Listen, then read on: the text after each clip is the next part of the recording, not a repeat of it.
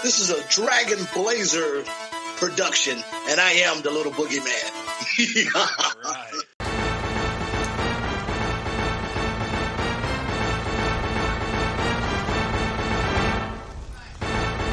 Coming down the aisle, the podcast tag team champions of the world, the Rage and Blaze Show.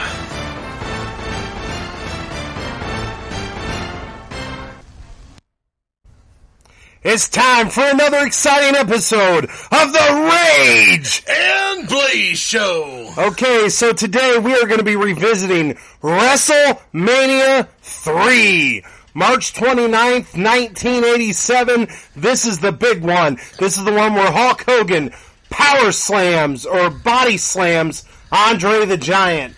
So, I mean, I'm really excited to see this one again. And then there's also the fact that Ricky the Dragon Steamboat faces Macho Man in what many consider the greatest match of all time. Well, we'll be the judge of that at the end of this episode. So, we've got another exciting thing today on the show. We get to have our first guest ever.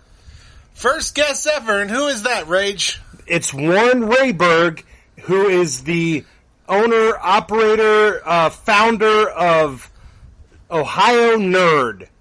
That's right. He goes to toy shows and checks out a lot of toys. We're going to be talking about toys later in the show. Yeah, he buys, sells. He's everything to do with toys. And one thing he does is he can get a hold of WWF action figures for you. Yeah, I was, I don't know about you, but, well, I do know about you. I grew up with you. We had a lot of wrestling toys when we were kids. We had the wrestling ring, and I believe my favorite toy was this Ultimate Warrior toy I had when I was younger. Had the little thumb things that you just kind of push down and then launch them off the top rope. Oh yeah, that was always fun. But we're kind of getting ahead of ourselves. We want to leave the toy talk with Warren. So later in our show, he will be joining us. Okay, so we've already started this WrestleMania 3, and you can tell it is massive. Dear Lord, 93,173 people in attendance. This is the biggest WrestleMania, and it held the record up until 2016 when WrestleMania 32 was held at AT&T Stadium and beat out the record attendance. But this was the largest attended WrestleMania for, I mean, what is that? 30 years? 33 years? No. That's a long time. That's huge. So, yeah, just about 30 years, maybe actually 29 years to be exact. So, I mean, this you can tell, it's at the Pontiac Silverdome. It's beautiful. It is just massive, and you can just tell already they traded 3 different cities with 3 small venues for this massive venue, and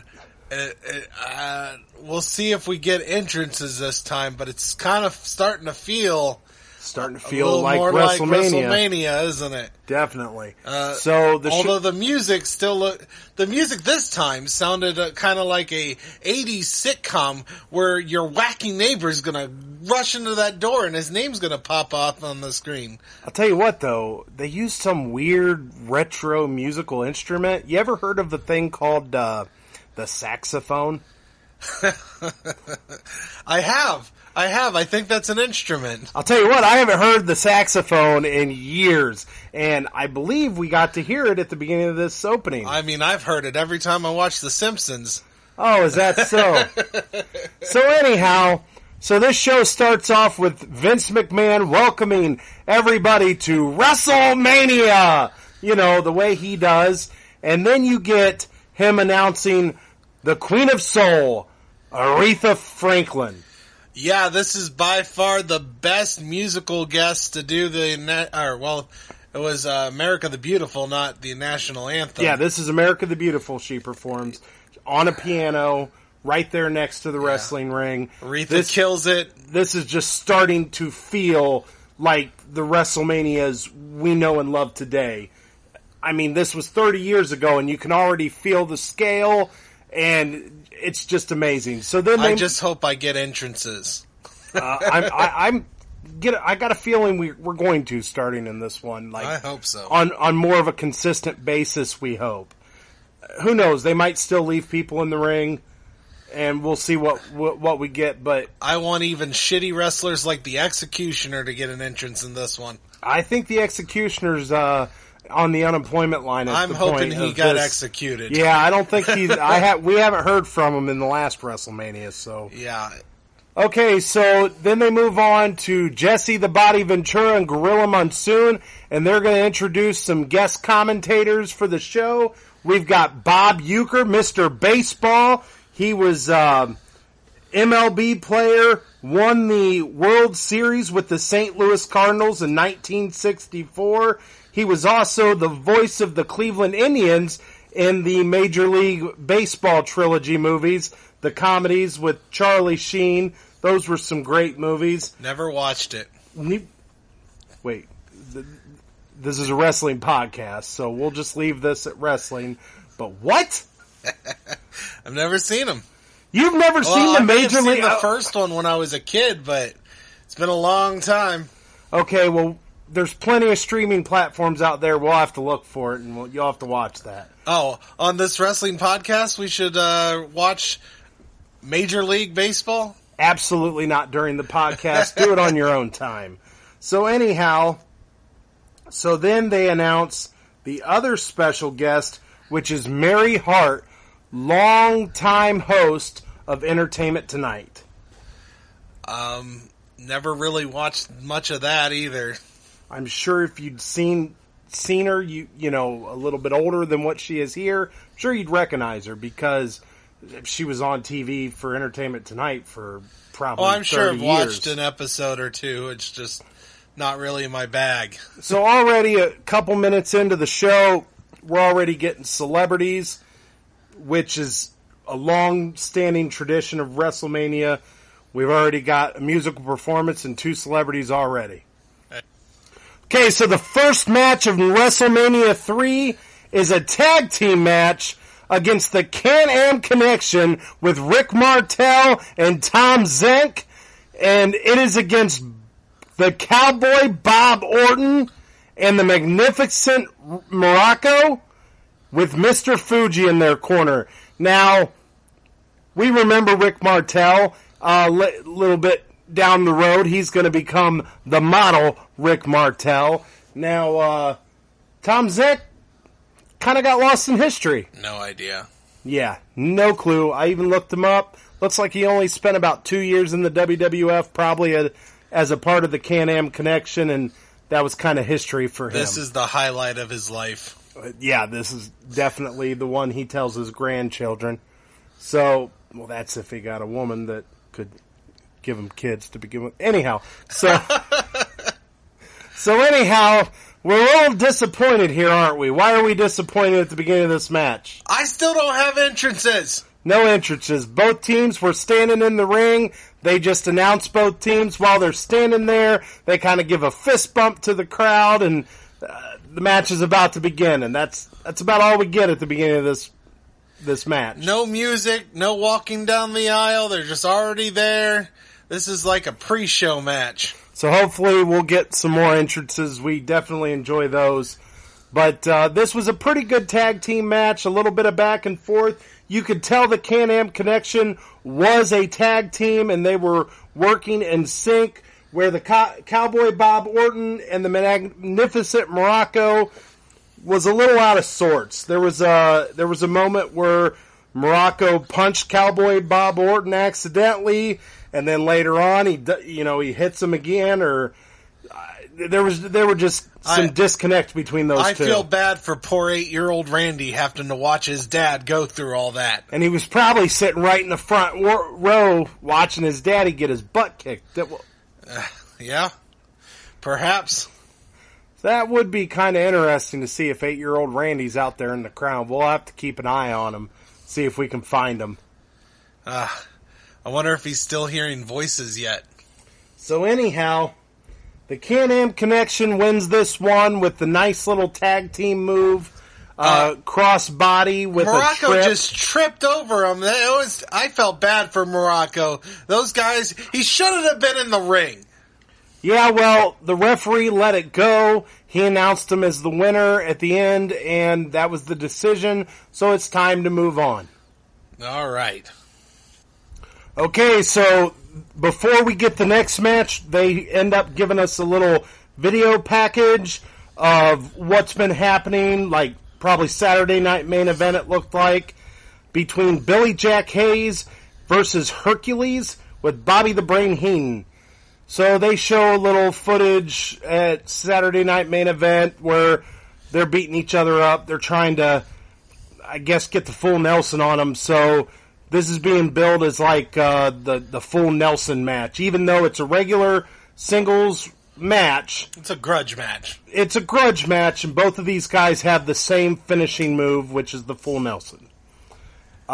We get a interview with Hercules, who we'd like to point out is now billed as Hercules, not Hercules Hernandez. I didn't realize that we had a demigod in the ring when we were watching last episode. Yeah, he points out during the interview that apparently he's at least 1,000 years old. Yeah, because he's Hercules. Actually, though, Hercules would have been around a lot longer than 1,000 years old. Our Hercules... Are you calling him a liar? I'm saying that he got his time a little off. Okay. Well, that would be 1,000, or, well, 980, 1,000 years ago. Hercules was around before, or in BC. So, I mean, it would have been a long, long time ago. And I mean a long time. I mean a long time ago. Okay, so, guess what we finally get in this WrestleMania? What's that? Entrances! Yeah! But no, I got bad news. Yeah, I was gonna say I got bad news. No music. But we get some of my favorite entrances of all time. We get the little go-kart and the little mini ring drove out to the ring. I love these entrances. Absolutely love them. I really wish they'd bring them back, because how cool are those little mini rings that they come out of? I want one. Where can I get one? Check Amazon. You know what? Amazon has everything. Everything. Mini rings that take you out to a ring, Amazon. I'm going to get on Amazon as soon as we're done with the show. You know what I want before those mini rings? What's that? An actual ring. An actual ring? I don't know if I can convince my wife to get an actual ring for the backyard, but maybe a go-kart shaped as a ring. You think you have a better chance? I've got to, right? It won't take up as much space. Sure. Okay, so we're going to move on to this match. This is a pretty good back-and-forth strongman match is the best way I can describe it.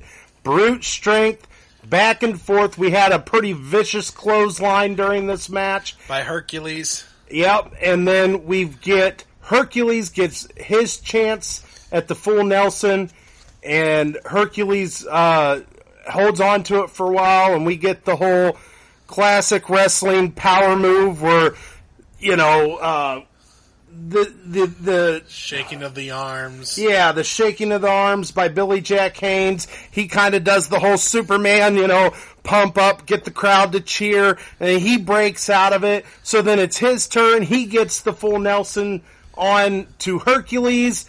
They end up falling out of the ring. He gets the lock on again, and as he's holding on to it, they end up counting to 10, and they both get counted out. And right when they get counted out, that Bobby the Brain Heenan gets himself involved and decides to kick Billy in the back. See, I have thoughts on that. See, Bobby the Brain Heenan was mad, just like all of us was mad. He should have bowed down and realized that he's facing a demigod. He is facing Hercules of legend. he should have just bowed down, and he didn't. He disrespected Hercules. So Bobby the Brain Heenan was just mad. Well, Billy Jack obviously was not happy about getting kicked. Shot. He wasn't happy about getting kicked, so he goes chasing after Bobby the Brain Heenan. Hercules eventually catches up to him and wraps that chain, that silver chain he comes down the aisle with, and he punches Billy Jack right in the forehead. I'm willing to bet that chain was magical. Oh, it must have been because... His dad is Zeus, you know that. Because he had blood pouring down his face. This is probably the bloodiest... Well, yeah, I'd say this was bloodier than King Kong Bundy in WrestleMania 2. Yeah, it was pretty bloody. So this is probably the bloodiest we've seen so far in a WrestleMania. I mean, King Kong kind of bled a little and it went around his eyes and stuff, but Billy Jack was busted open. His whole face was kind of covered in blood. So this is about the bloodiest we've seen in a WrestleMania so far. It should have been bloodier if you're facing a demigod. Now keep in mind the match was already over when all this took place. They ended up calling this a double countout. So no winner in this second match of WrestleMania 3. Yeah, this is, I believe, our second double countout of the WrestleManias we've watched. Yeah, I think you're right. All right, so we're going to move on to the next match. Okay, so before we move on to the next match, we're going to introduce our first guest on the Rage and Blaze show. His name is Warren Rayberg. He's coming down at 6'8". This man is a monster. How you doing there? You're known in your circles, Ohio Nerd, right? That's right, guys. We are here, the Ohio Nerd, bringing it to you, bringing you all the pain, all the toys, all the collectible goodness, right here to the Rage and Blade show. We are bringing all the knowledge of wrestling goodies and the toys. The impact will be felt for generations to come. Okay, so Warren, or do you want to be known as Ohio Nerd on here? That's what I go by on the social media. As you guys all may know me already from my YouTube, Instagram, Facebook. You could see me out at the toy shows. If you collect wrestling figures or memorabilia, you might have ran into me if you're from the Ohio area or even around. I travel across this country hunting for all the toys. So you're considered somewhat of an expert on toys, right? I don't know about expert. But definitely, toys are my expertise. There's people, I'm 22 years old, so vintage toys is a passion of mine through being what I grew up playing with. I play with modern toys too, but I grew up playing with hand-me-downs, going to garage sales and flea markets. So, for instance, my first wrestling toys were the vibrating figures from San Francisco Toy Makers. They had the license to, I want to say, WCW at the time. Yeah. And so they were producing those, and I got those at a flea market because it was cool, because it was a toy, it would vibrate and, fight people, and I thought that was just super cool. That's why I picked it up.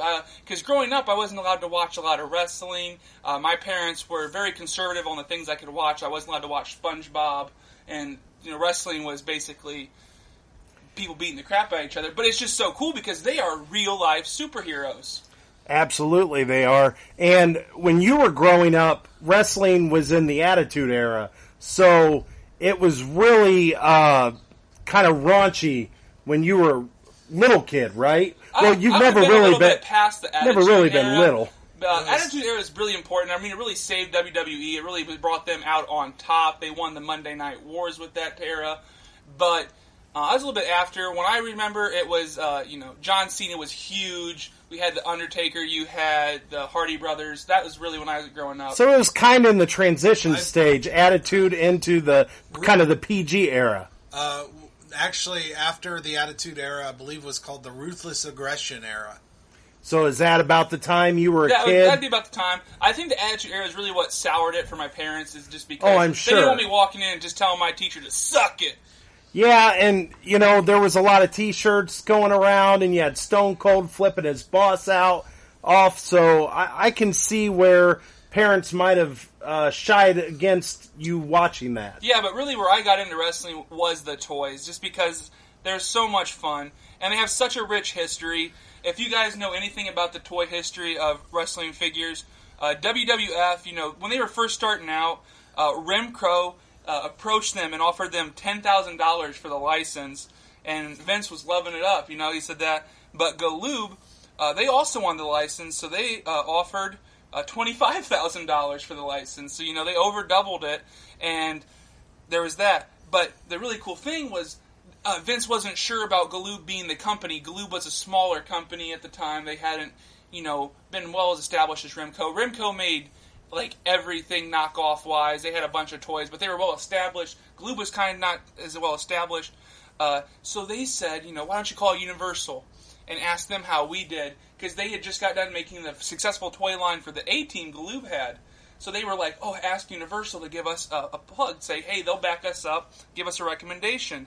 So Vince called Universal, and little did the Galoob know, Universal had just bought LJN Toys. They were now the parent company of LJN. So when Vince called up to say, hey, what do you think of this? They said, you shouldn't have them do it, let us do it, we'll have LJN do it. And LJN put in a bigger bid, and they got it because they offered $200,000 for the license. And Vince, being actually a good man in this situation, went back to Galoob and said, you can have it if you can match their offer. And Galoob being a smaller company, they couldn't match Universal and LJN's $200,000 offer. So then history was made, and those are probably the toys we grew up knowing and loving. The LJN were the big rubbery figures, if you know anything about them. And the reason they became the big size, they were originally designed to be smaller, scaled down to the bendable figures. So if there was also a bendable line, it was way less popular than the superstars, the big rubbery ones. But when they pitched them, they pitched with a scale-up version so that'd be easier to pitch. And the people pitching it never told the toy stores that they were making it smaller. And the toy stores loved it because not only did they have real-life superheroes, they had toys that were larger than life. They had these big things that you could battle around and beat each other. They were really playable. And I know everyone out there listening right now, if you're in that age group that grew up with these toys, you know how much fun they were. You could throw them around. They had weight to them. They would bounce around. And they were just a lot of fun to play with. And those was the LJN era. And you got to think, LJN made some great toys. They had Thundercats. They had Michael Jackson toys, Rambo, E.T., Knight Rider. It was just great. So they did that, and then Remco, going back to that first company we talked about here, they weren't going to lay down, so they went out, and they're really known for riding on the coattails. So if you guys know He-Man, the Masters of the Universe, of course, that has a really good crossover with you wrestling fans for He-Man. I think they just recently, within the last couple years, did a crossover He-Man WWE wrestling line. And those figures are absolutely great. They had Macho Man in there. They had Ultimate Warrior. I remember Sting. Sting. They had John Cena. They had Roman Reigns. That's such a great toy line. So to go back to that, guys, Remco, that first line we talked about, they didn't go laying down. They went out and got the license to a much smaller company, AWA Wrestling. And at that time, that was before Ric Flair had joined the WWF. So Ric Flair was made into a figure by Remco at that time. So you have really the big giants, LJN, those figures that everyone loves, and you had Remco at the exact same time making wrestling figures. So those are really the vintage era about when WrestleMania 3 here. Those would have been the options for everyone to play with. They could have played with those big rubbery LJN figures or that line. They had some thumb wrestlers and they had some bendables. Or they could have went with the Remco. Remco was a little bit cheaper line and played with those and had people like Ric Flair to play with. Yeah, we played with some of them rubber figures growing up with our stepbrother. I think he had some of those. But we're more familiar with the early 90s action figures. Now, who was that? That would have been Jakks Pacific that you guys played with. And they were actually one of the first companies with these wrestling figures that introduced in 3D face scanning. Really in the middle 90s is when it became affordable to do 3D face scans. And that's really when their figures kind of started to take off. They were making figures of a bunch of people. It was really good. And they made a really successful toy line. They made some of my favorites. They made, and my personal favorite, one of the wrestlers, is they made a great DDP figure who would actually strike the DDP pose when you squeeze his legs. I remember that. Had a little thing that it brings it down. It was little great. Button. Yeah, that was awesome. DDP! But yeah, so that would have been your guys' era. And then they had the license on until 2006, and then Mattel picked it up in 2010. And Mattel, for the first time then, they've made every figure in scale with each other with their line, with their elites. And that is really the evolution we've come through. We start off with big rubbery figures that were great to play with, great playability, but they really lacked that facial detail. They lacked that accuracy. But they were just such great figures to play with. To now, we have these figures that are such great collectibles. They have great 3D face scans that look so real. They're even 3D face printing the figures now if you go into the stores. And everything's in scale with each other. And it's just the evolution of figures has been amazing with wrestling. I remember having a Hulk Hogan figure where his arms were kind of flat. And you could lift him up and you could put another figure on him. And he would spring load. And he would throw the other figures, it was spring loaded and he would throw the other figures. I always remember loving playing with those figures. That would have most likely been a Hasbro figure. So after LJN would lose the license due to basically a hostile takeover of LJN, they lost a lot of their toys, and that would then go on. Hasbro would pick up the license. Hasbro didn't carry the license very long. They picked it up towards the end of WWF's big heyday. And they actually just chose not to renew the license just because they weren't making as much money. But that figure with that action would have been a Hasbro WWF figure. Yeah, we absolutely loved playing with those as a kid. We had the big blue wrestling ring that came with the figures and everything. Yeah. And it just brings back tons of childhood memories. That blue wrestling ring actually is a great piece of toy history. So the original rings that they had... nowadays, if you look at them, they're designed different. They're not as durable, those posts. There's actually record of a kid fell on one of the wrestling ring posts in his chest, and he died, had to take the hospital from internal bleeding. The post was so durable and so strong that a kid falling on it, it would puncture all the way through. So, yeah, that's a big piece in toy history. Boy. Yeah, there's people out there who just collect toys that have been recalled. And that is a big piece of history. Toys, that's good. Oh, no, not just like that. There's a Tarzan figure that makes obscene motions when you poke his action. Oh, wow. I can only imagine that. This show just got dirty. There's a Punisher toy that transforms into a missile, but the missile comes out of his private area. Okay, listeners, we're going to stick to the wrestling now. Yeah, but that wrestling ring, guys, that's actually a big part of toy history. That's actually interesting. I never heard this story. We survived our childhood with this dangerous wrestling ring we had in our bedroom. We're survivors. We definitely Here at the are. Rage and Blaze show, we are survivors. So anyhow, we're glad you're on the show. How would you like to finish watching WrestleMania 3 with us and get your reaction? Oh man, has Andre went on yet? He is the main event. He will be the last match. He's taking on the immortal Hulk Hogan. Absolutely, guys. We're going to stay here, say our prayers, eat our vitamins, and finish watching WrestleMania 3. Yeah, brother. All right, here we go. We're going to move on to the next match. Okay, so now we're going to get an interview with King Kong Bundy and his little partners. And after that, we get another interview with Hillbilly Jim and his little partners. So what we have coming up is a 6-man mixed tag match. So if anybody who's ever watched wrestling knows that a mixed tag match is traditionally mostly men and women in matches, and the women have to fight the women, the men have to fight the men. But in this case, it's a 6-man mixed tag match, and there's 2 little people on each team, and there's a big guy, and the little people are supposed to wrestle the little people, and the big guy's supposed to wrestle the big guy. So here we got Hillbilly Jim with Haiti Kid and the Little Beaver. I'm not making this up, guys. Go watch it. And then we've got King Kong Bundy and his partners Little Tokyo and Lord Littlebrook. Oh, jeez, these names. Yeah, they're a bit uncomfortable. Obviously, this is the time. This is the time in which we get a little bit of a comedy segment in the show. This isn't really meant to be, one of the big matches. This is just kind of a break from the action, and we get a little bit of laughter in the room. And you guys have to consider with this, we don't condone the imagery or messaging from this. This is a long time ago. Obviously, this is 30-plus years old, and They use some words during this match that's not really accepted. Symbols that we don't agree with. They don't represent our thoughts or beliefs. So just make sure everyone know that we're very clear that's separate. Yes, very. And also, guys, pay attention. On a more positive note, you guys watch these promos in between before the match.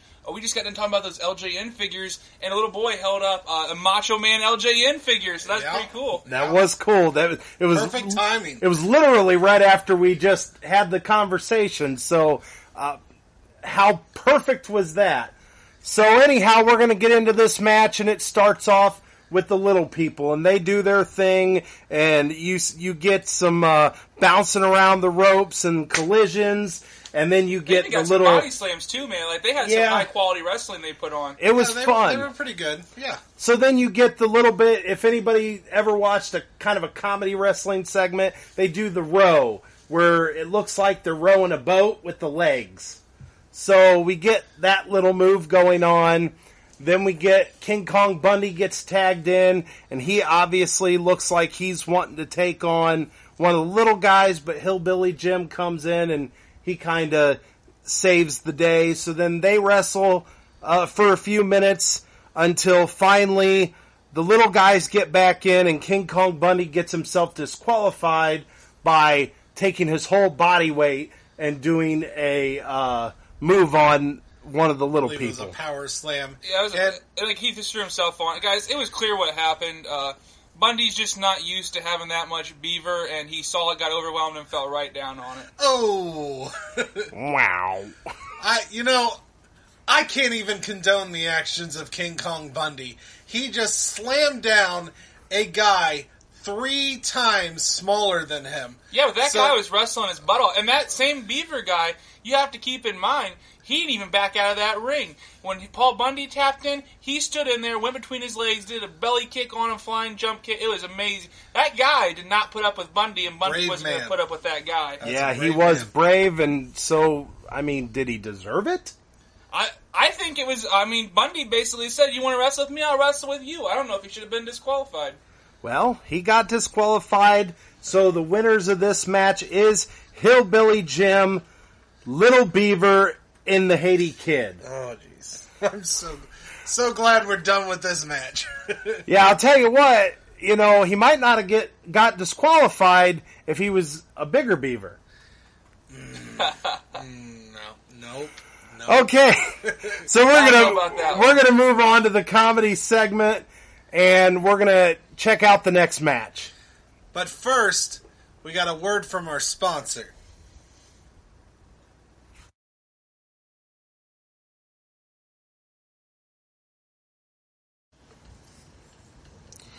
Okay, welcome back, listeners. So, next thing we get an interview with the lovely Miss Elizabeth, or so we think we're going to get an interview with the lovely Miss...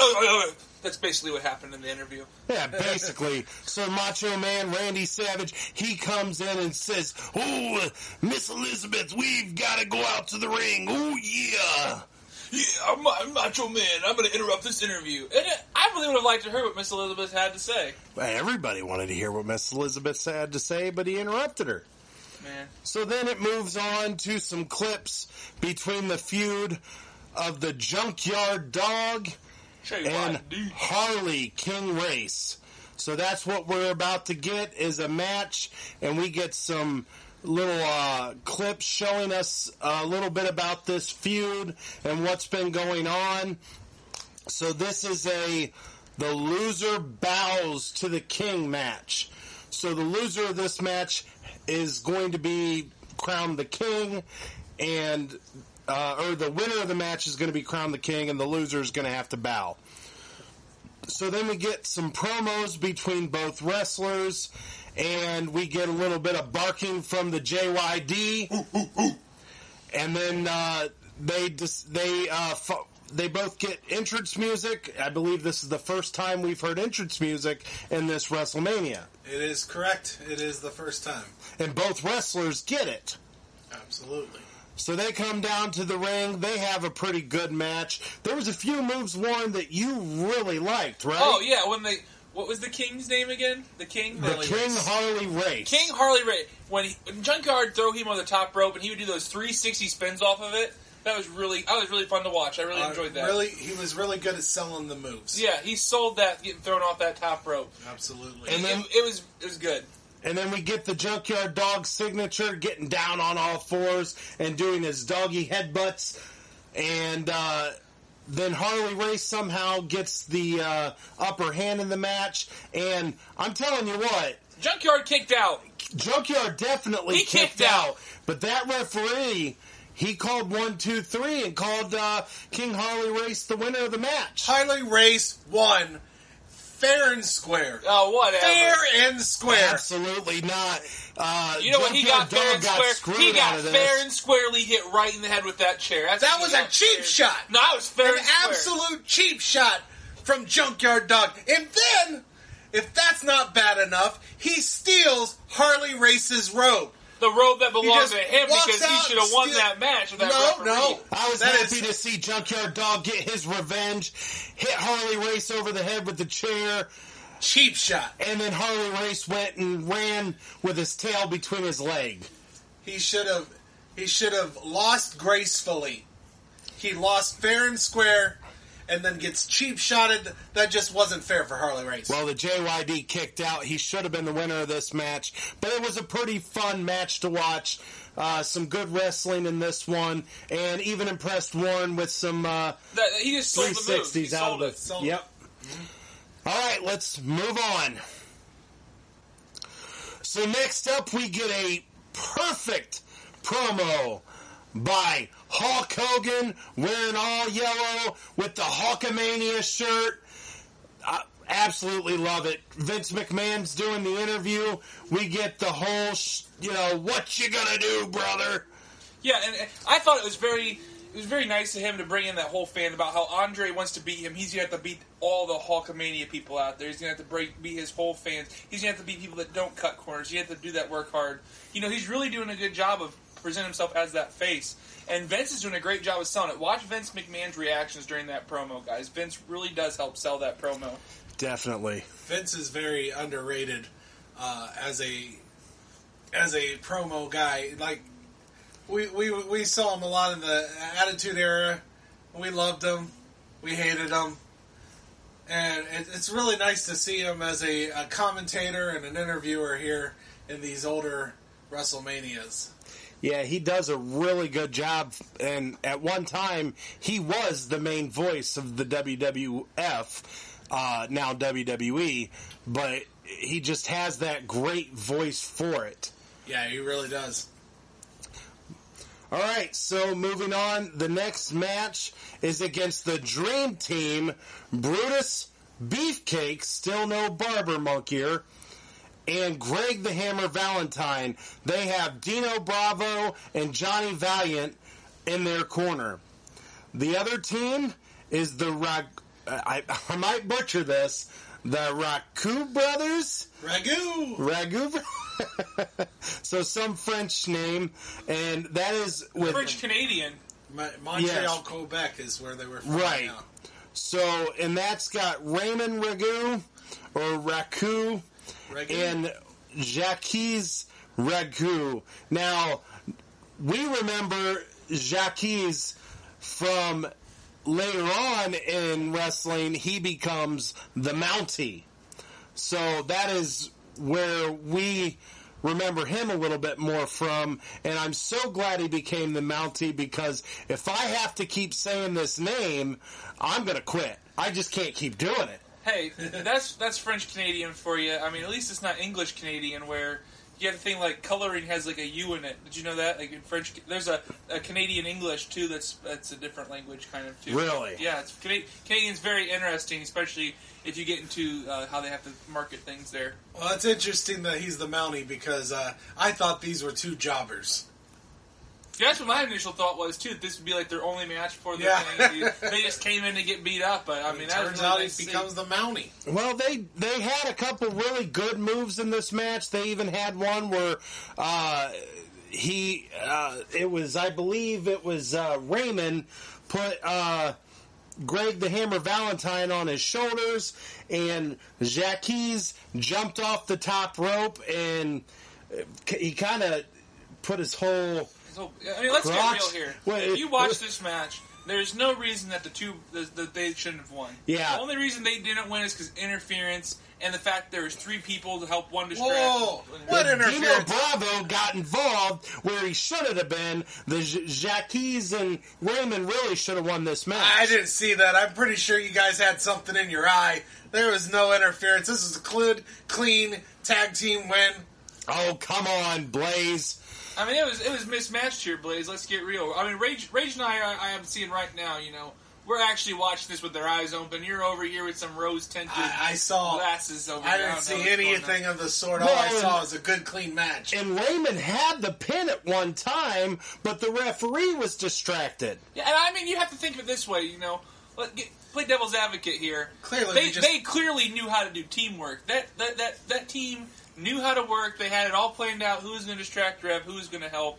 I mean, they clearly had the better teamwork, even if they shouldn't have won. They definitely did have the better teamwork, and not only did they have the better teamwork, but at the end of the match, something went on with Brutus Beefcake and Greg the Hammer Valentine. Yeah, I missed that completely. Yeah, because I think we had our first tag team breakup on WrestleMania. Yeah, we had our first kind of. I guess he's already a heel, so it's not a heel turn. But we had our first WrestleMania backstabbing moment. I'm kind of hoping that this is what turns Brutus into the Barber. Yeah, hopefully in WrestleMania 4, maybe we'll get the Barber, Brutus the Barber Beefcake. We've got other pay-per-views before that, so maybe we'll get it a little sooner than that. Because remember, listeners, after this WrestleMania 3, we are moving on to Survivor Series. So we are going to start broadening our horizons, and some of the other big WWE pay-per-views that we all have grown to love throughout the years, we're going to start exploring those. But like I said, Greg the Hammer Valentine, Dino Bravo, and Johnny Valiant literally get into the little wrestling go-karts that I was calling it, and they shut the ropes on him, and they leave Brutus by himself in the ring. So yeah, Brutus didn't get in with. He was like shaking his head. Something happened that they didn't show on camera. Yeah, definitely it was confusing. They all just left him in the ring, so we're not quite sure what that's about. Obviously, if we were able to watch, maybe the Saturday night main event after WrestleMania, we'd be able to kind of pick up a little bit more on this storyline. But you can definitely see they're going to probably start Valentine versus Beefcake feud. Yeah. Obviously coming up.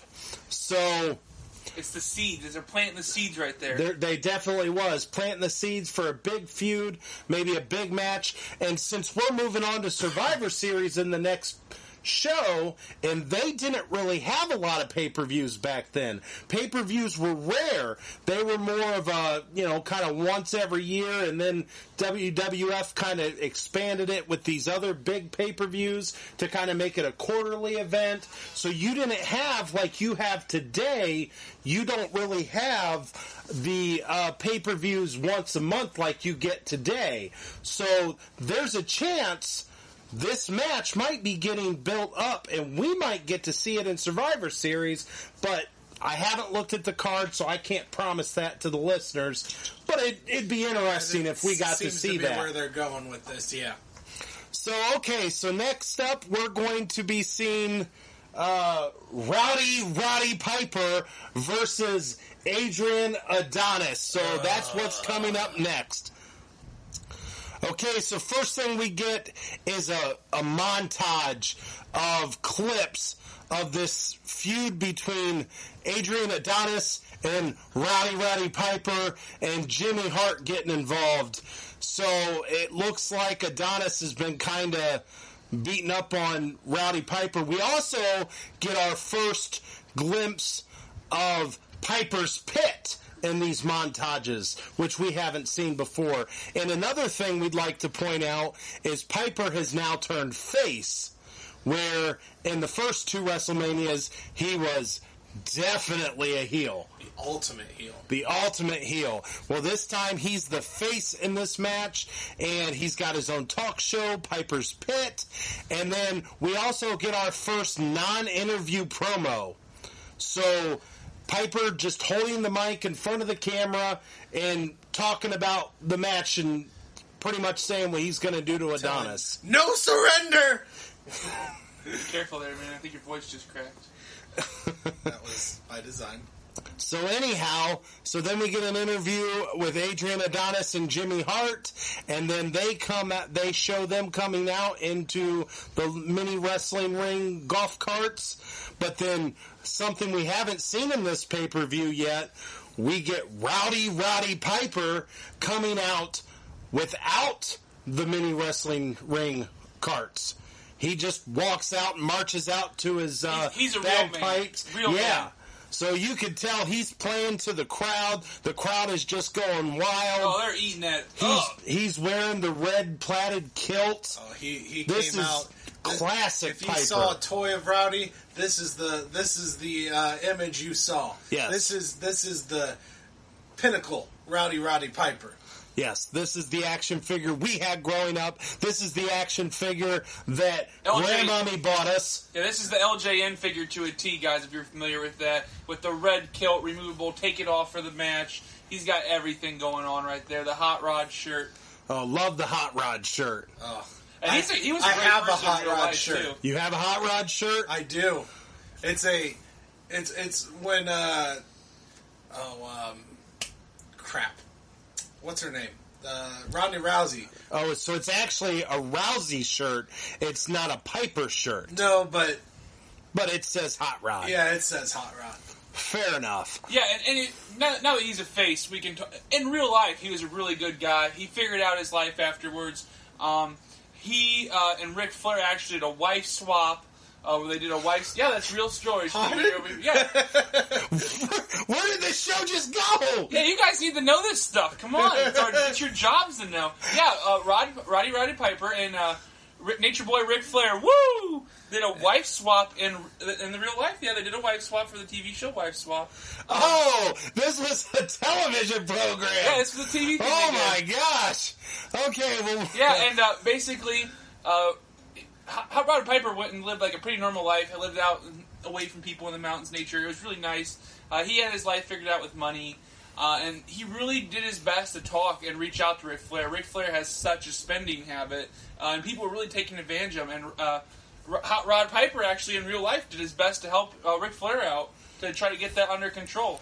Good deal. All the more reason he's one of my favorites. Yes. Yeah, and another great thing about this match, it was hard to watch getting Jimmy Hart. Jimmy Hart's another great guy in real life. Doing toy shows like I do, guys, so Ohio Nerd over here, toys and collectibles, my game type thing. I've actually set up at this table right next to Jimmy Hart in real life before I talked to him. Great guy. He's got his start in wrestling out of the Memphis area. He just a great guy. And in real life, too, an interesting thing is, he played a manager in WWF, but in real life, he was the real-life manager of Hulk Hogan, and that's why he left the company. When Hart left the company, it was because he couldn't be in WWF and manage Hulk out of the company when Hulk went over to WCW. It makes sense. Yeah, and another cool thing about Hart is, if you guys know, he did the theme music for a lot of people. So, for instance, like the Honky Tonk, he did the Honky Tonk Man theme, and... Perfect history. It just worked out amazing. Remember last match we were talking about the Monty? Yeah. Monty, yeah. Jimmy Hart made the theme for the Monty, too. Did he? Yes, he did. So we not only did we have the future Monty, we had the future theme songwriter for the Monty, just back-to-back matches. So he's just a jack of all trades, isn't he? Yeah, and he's a great guy in real life, too. Okay, awesome. So this match... Definitely, you can tell they really sold that there was a beef going on between these two. Blood. And Rowdy Piper, he definitely got his hands not only on Adonis in this match, but he threw Jimmy Hart. I know how great of a guy you think he is, Warren, but Jimmy Hart over the top rope like a rag doll in this match. Oh, man, that was hard to watch. It was knowing fantastic. How good a guy he is. Yeah, Adonis, I had some things to say about him in the last match. Yeah, he was toned down. No dress in this one. Yeah, no, he had what looked like a cloth pink diaper. Oh, the diaper was weird. Which was oddly a lot less offensive than what he had last time. You know and the worst part about that was... It was still uncomfortable to watch. It was still uncomfortable. The worst part about that was, he's a bigger man. We're all bigger men here.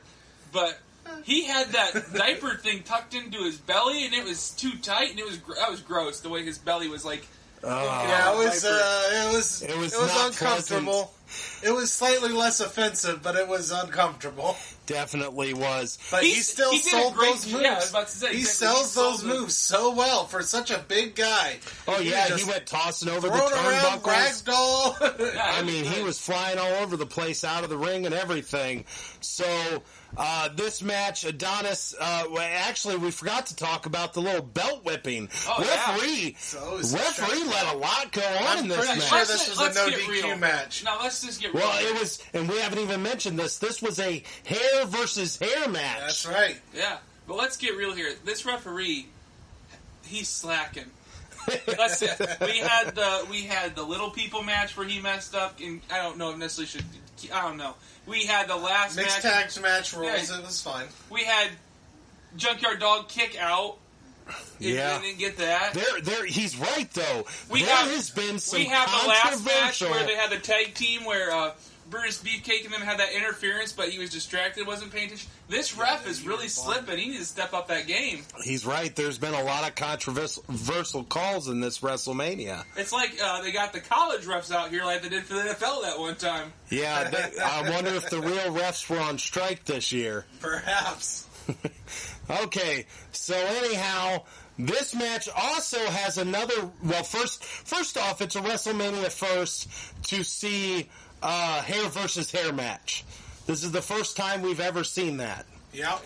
It's also a WrestleMania first where we have somebody come out to help another wrestler win a match. First run-in. Yes, we had our first run-in, and that was Brutus Beefcake, still not called the Barber. Oh, you might as well just call him the Barber after this. It's a he hair comes out there, hair match. He helps Rowdy Piper, and then he, not Rowdy, is the one that shaves off Adonis's head. Exactly. So he's the one who gets a hold of the hair and takes care of that. And while Rowdy Piper literally puts his foot on Jimmy Hart to make sure he doesn't stop it from happening. It's like he has Barber in his blood. And then we're not done with the WrestleMania first. Because we have our very first, and I mean, I have to go back through the WrestleMania to see if this might be the first and last. I don't know. But we have our first run-in by a fan who literally runs in the ring and celebrates with Rowdy Piper. Oh, and he did a great job of selling Piper too. said, Played it right. what the hell? Let's go. Piper was as cool as could be. You're not going to stab me? I'm good. Let's go. I think he kind of shook his hand and jumped up and down. And And Vince McMahon, you got to give him credit with producing this wonderful camera work where he was able to cut off to Rowdy there and he turned away and he didn't film the actual fan getting tackled, but if you look in the back, you can kind of see it. You can see security running. Rowdy's leaving and he's in the So that was exciting to see our first fan run-in. Congratulations. We don't know where you are now, but you just made WrestleMania history. On what's possibly the best WrestleMania to date. Yeah, but you know for a fact he's not allowed to go to any more WWE. No, he's probably banned for life. Okay, this next match is against the British Bulldogs, Davey Boy Smith and Dynamite Kid, with Tito Santana versus Dangerous Danny Davis and the Hart Foundation, which is Bret the Hitman Hart and Jim the Anvil Knight Hart with their manager, Jimmy Hart. This is a 6-man tag team match that we're about to get. Now, we get a little bit of a promo with the Hart Foundation and Jimmy Hart, and then they cut to the ring, And that team is all already in the ring with Jesse the Body Ventura, for some reason, standing in the ring with them, saying he needs to be introduced to the crowd. In the ring. He's very persistent about it being in the ring. Yes. I'll tell you what. Jimmy Hart, Hart Foundation, it just fits, doesn't it? Yeah, that is the original incarnation of the Hart Foundation, is Brett, Jim, and Jimmy. And then apparently Dangerous Danny Davis, he becomes a member also for a very short period of time. Yeah, an ex-referee, they said. Yeah, so... Yeah, they set that up well with Danny. They had that good storyline, and they explained it so that you didn't really need to know much. Yeah, so apparently Danny Davis was a referee originally and screwed over Tito Santana in a match. And he was able to get the Hart Foundation their belts. Right. Which, yes, that's another thing. They are now the World Wrestling Federation Tag Team Champions. And so you see they're wearing their belts, but this is a non-title 6-man tag match. There's no belts on the line in this match. No, there's not. And Tito just, every WrestleMania seems to get himself into better matches, doesn't he? Yes, he does. This was a very, very good match. Then we get, by the way, we get the entrance with the British Bulldog. You got some great British Bulldogs and Tito Santana. Yeah. And this was a very good match, mostly dominated by the Hart Foundation, Brett and Jim the Anvil. Danny Davis didn't do a whole lot in this match. And a matter of fact, Dynamite Kid, who is the other member of the British Bulldogs, kind of just took a butt whooping for the majority of this match. They just kept ganging on him and keeping him in their side of the corner, which is good wrestling. Yeah. But there was some very good wrestling moves until he could finally make his way over to the corner and get the tag from Davey Boy Smith after Danny Davis botches a move and, he's able to get the tag. So Davey Boy Smith comes in, does a power slam on Danny Davis, and you think, okay, the tides are turning, and this match is about to be, for the faces and the good guys. But pandemonium breaks loose. Everybody kind of jumps in the ring. And, it was great. And you gotta give it, guys. Jimmy Hart comes to save the day again. Yeah, so Jimmy Hart gets himself involved yet again in another match, and he hands the megaphone to Dangerous Danny Davis, and he hits I keep wanting to call him the British Bulldog, but he's not quite. That's the tag team name now, but he hits Davey Boy Smith over the head. All the other members of the match are involved with other battles going on, and Dangerous Danny Davis gets the pin 1, 2, 3, and they steal the win. I mean, you got to give Jimmy Hart credit after taking the beating he did in the last match. Yeah, that was kind of the funny thing, is he literally got whooped around by Roddy Piper, but here he's as healthy and energetic as can be to take care of business with another one of his clients. His many clients. Yeah. We're going to have to look around and see how many people he's managed in these 3 WrestleManias. And the funny thing is not just how many he's managed, how many he managed at the exact same time as other wrestlers, because not only was he doing that, but it was real life too, man. You gotta think he's a real life manager too. He's playing a manager, he's managing who knows how many people on the in WWF total, and then he's managing them in real life too. I mean, he is really getting his hands in all the pots. Yeah, so in these golden days of wrestling, this was very common for managers to do, where managers wouldn't just manage one wrestler. We don't really see that much in today's wrestling, but back then it was very common for guys like Jimmy Hart, Bobby the Brain Heenan to take on multiple wrestlers,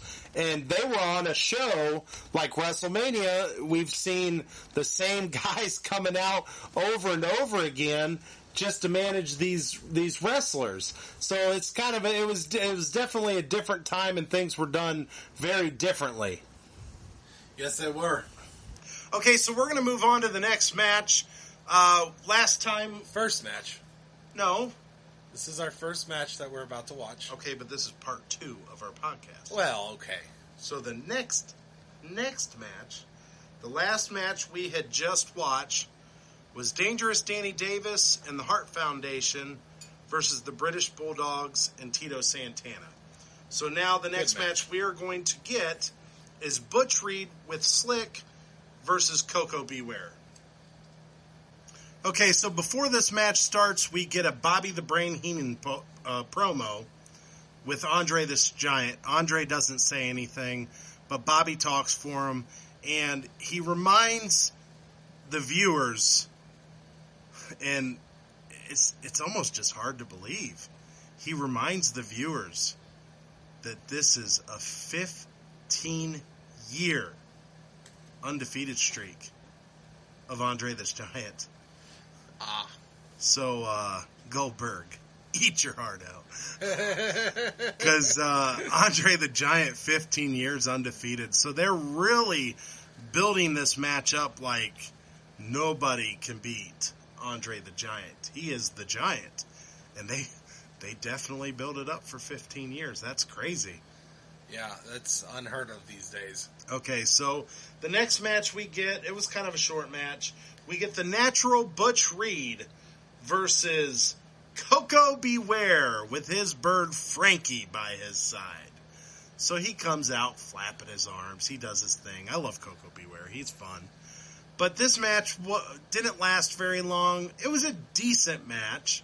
It just wasn't a special match. It was fine, I guess. The best part of this match is you get to see Frankie. Yeah, the bird's pretty. I like it. It's a pretty parrot. I like the pretty bird.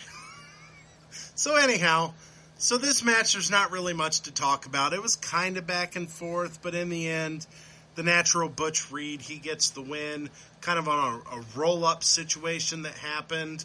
And the way Coco reacted after the win, because Butch Reed gets the 1, 2, 3, wins the match, kind of acted like his trunks were pulled, but it happened so fast I didn't really notice it. I didn't see it. But, so it was kind of odd, because if the trunks wasn't pulled, Coco was kind of acting like a sore loser after this match. He grabs Butch Reed's shoulder, punches him, and they start brawling. Slick hits Coco Beware over the head with a cane. Tito Santana, he comes out to save Coco Beware, and everybody cheers for Coco. Hey, so what do you think? Hey, you know what? He is a sore loser. You are absolutely right. He is a sore loser. Coco started punching the Natural, and Slick just came in to defend his guy. I mean, he was entirely justified. Coco attacked him after the match, after he won fair and square. You know, if I was Slick, I don't know if I'd be going in there messing with Coco Beware. I think Slick looked maybe 100 pounds if he was soaking wet. Coco didn't do shit. Instead, Tito Santana puts his nose where it doesn't belong and comes out and attacks Slick for just defending his man. Well, it looks like Coco had a little bit of sour grapes, but it sounds like he feels like his tights were pulled. It sounds like you can't even defend his actions this time. Well, it was just it was out of character for the face of the match to act like that at the end of the match. It was just a little surprising. But it was an okay match. There was a little back and forth. There wasn't a lot of it. It was maybe a little over 3 minutes. So there's not really much to talk about. So moving on to the match I think we've all been waiting for. Okay, so now we're moving on to a match that I know we both have been looking forward to. It's deemed in wrestling history as one of the greatest matches of all time. So we're going to watch we're about to watch this, and we're going to make the decision here. So before we get the match, we get interviews from the Macho Man Randy Savage. Oh, yeah. Good interview. Really good interview. It was a very good promo. Talks about being the master of the ring. I thought that was kind of neat. And then we get a promo from Ricky the Dragon Steamboat, which was a decent promo. I don't remember much about hearing Ricky the Dragon actually talk. Yeah. So, I mean, I remember him being a great wrestler, but as a talker, I don't remember hearing him as much. So it was kind of nice to hear him talk. He did a decent job. So then the match comes out. They come out. Ricky the Dragon Steamboat comes out with George the Animal Steele. And then Macho Man, of course, comes out with Miss Elizabeth. So they come out to the ring on the little wrestling carts, the little go-karts that I absolutely love. They come out. Match starts out. And, okay, so as a wrestling fan, we have watched many of these matches already in a couple of our podcasts, and we talk about enjoying matches, some more than others, but for the most part, we enjoy wrestling. But as a wrestling fan, when you watch certain matches, you can tell they're special. There's something special about this match. This match is for the WWF Intercontinental Championship. And these two men leave it all in the ring. This was a wrestling clinic. This reminds me of wrestling matches I've watched with Bret the Hitman Hart, Shawn Michaels. I mean, the list goes on and on. Eddie Guerrero, Rey Mysterio. I mean, this match just reminds me of great wrestling talent and ability. It was a back and forth match, and I'll tell you what, Earl Hebner probably had to have shoulder surgery after this match. Because a lot of pin attempts. Because it was pin attempt after pin attempt, and I know he only had to count to 2 every time up until the very end. But dear Lord, his hand had to be hurt, and I bet his shoulder. Earl Hebner, at one point while we were watching the match, I looked over at you, Blaze, and I said, Earl Hebner looks like he has done more work in this match than the two wrestlers. Well, those wrestlers just had to lay on top of each other, and he had to do the 2 count. I mean, these guys were all over the ring. Earl Hebner had to keep the order in this match. It was all over the place. They were in and out of the ring. You had both men from the top rope, high flying. You had great wrestling ability, suplexes, double axe handle. Of course, you get Macho Man. He does the flying elbow. I mean, you also had had everything. Ricky jumping over Earl Hebner. Oh my gosh! Yeah, yeah. Tell us about that, Blaze. He jumped over. Oh yeah, Earl Hebner. He gets on the top rope. Earl Hebner just happened to be there. He jumps over him and hits Macho Man. I don't remember if it was an axe handle or a clothesline, but he clears the jump. He gets over that ref. I mean, anything these men could do to put on a show for this audience, they did it. And this match was excellent. And up until this moment on our podcast, and obviously we've watched wrestling throughout the history, so we've seen other matches throughout the history, but just strictly leaving it with the podcast and where we have started and where we're at now at WrestleMania 3. This is our 3rd pay-per-view.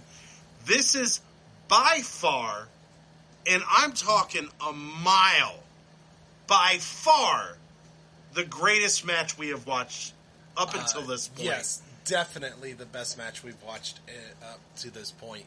I can see why people say this is the greatest match of all time. It was a really, really well done match. A lot of back and forth, a lot of excitement. Macho Man trying to grab the ring bell and bring it into the ring. And that George doesn't work stopped for him. No, it doesn't. But still, it was still a fun moment. He pushes the ring bell guy down. George the Animal Steel tries to take it from him. He throws him off, kicks him, and then he gets on the top rope, and then George pushes him off. And, I mean, it was a lot of fun.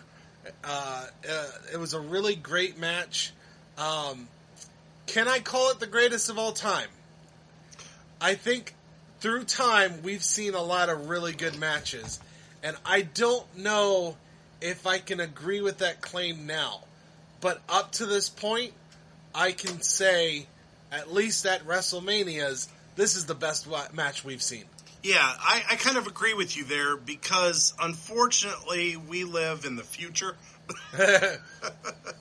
So, unfortunately, we're not watching this as of when it aired, because if we were there on that day in 1987, I would very easily be able to tell you this was the greatest match I have ever seen in my life. And if I wasn't a fan of Macho Man or Ricky the Dragon Steamboat already, this would have sold it. Oh, yeah. I guarantee you they added so many more fans that day because they put on a clinic.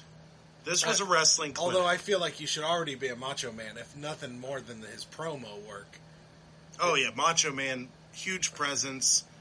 Ricky the Dragon Steamboat, he was great in-ring performer. But yeah, on this day in 1987, I could understand an older generation crowd probably not letting that out of their head and still saying this is the greatest match I ever seen.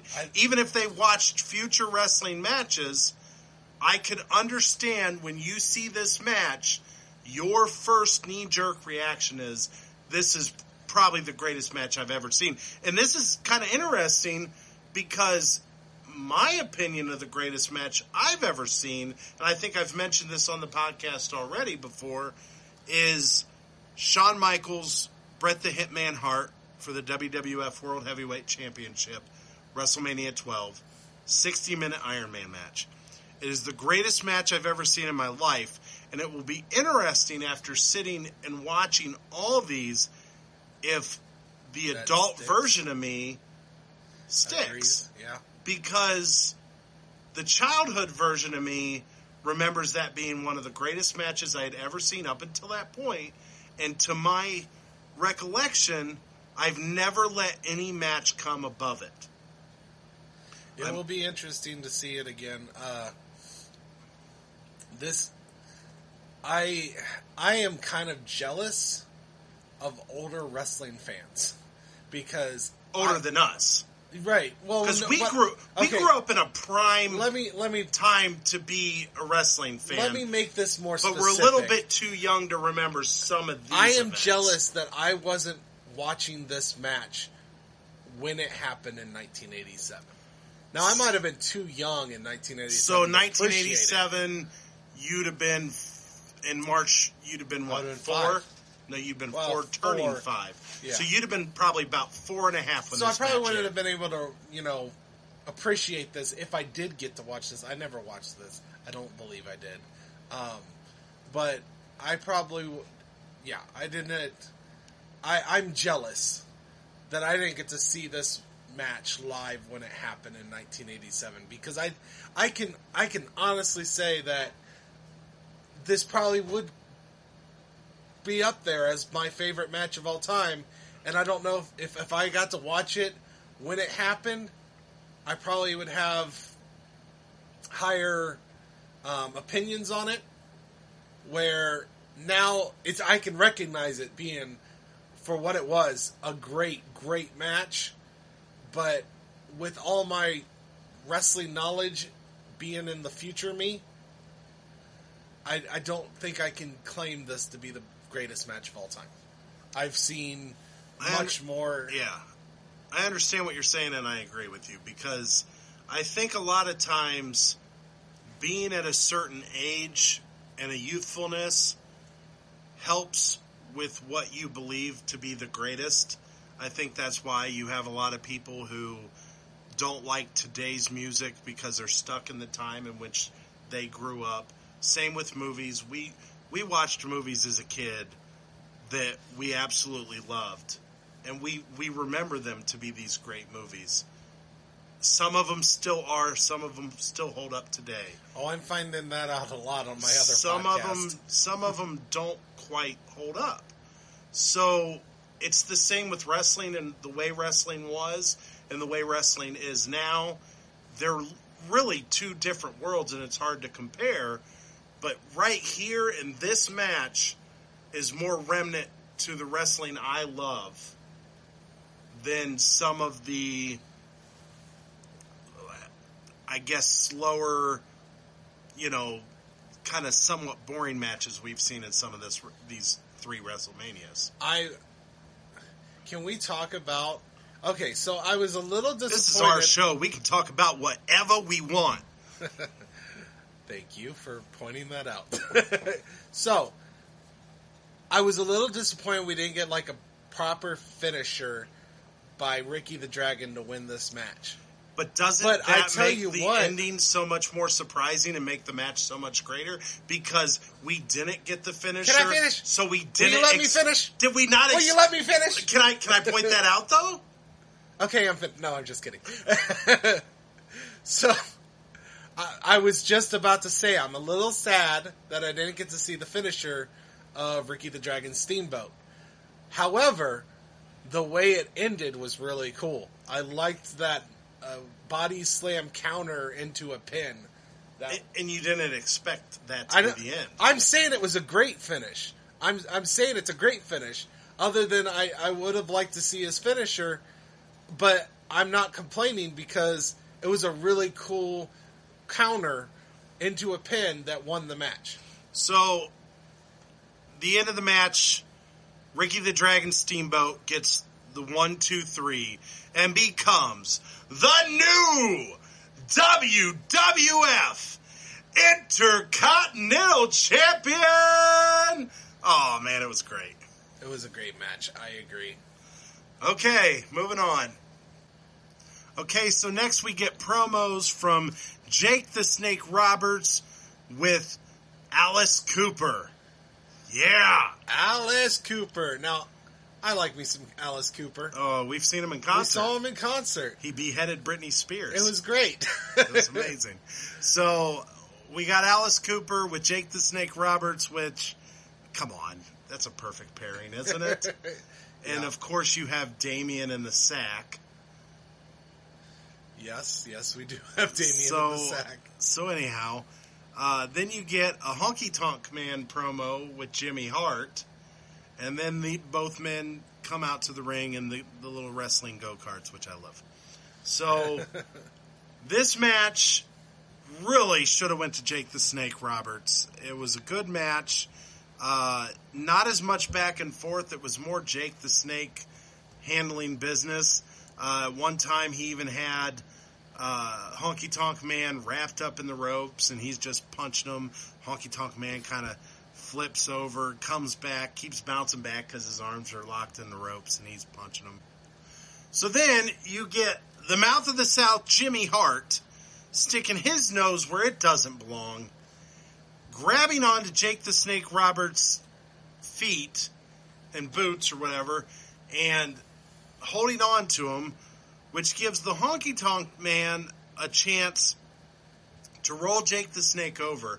And not, if that wasn't enough, having his manager help him, then he grabs onto the ropes to leverage the pin to make sure Jake the Snake can't kick out. This is bullcrap. Jimmy Hart, he has a job to do, Rage.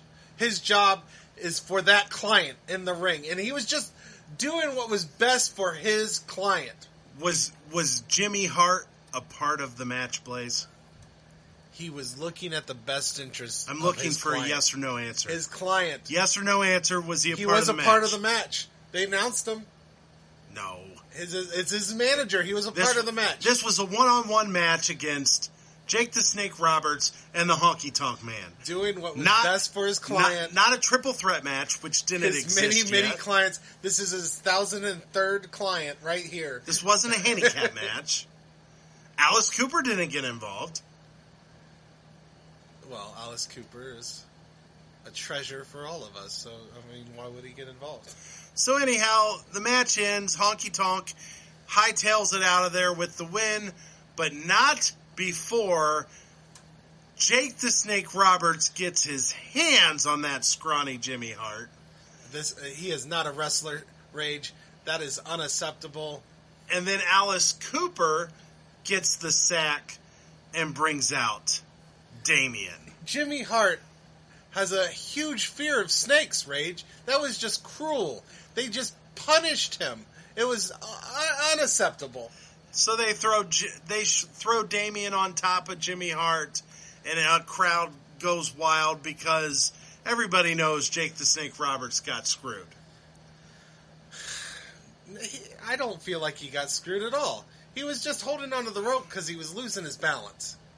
It's perfectly fine. So then the Honky Tonk Man comes back to save his manager, and then Jake the Snake Roberts swings Alice Cooper's guitar up against the post of the turnbuckle.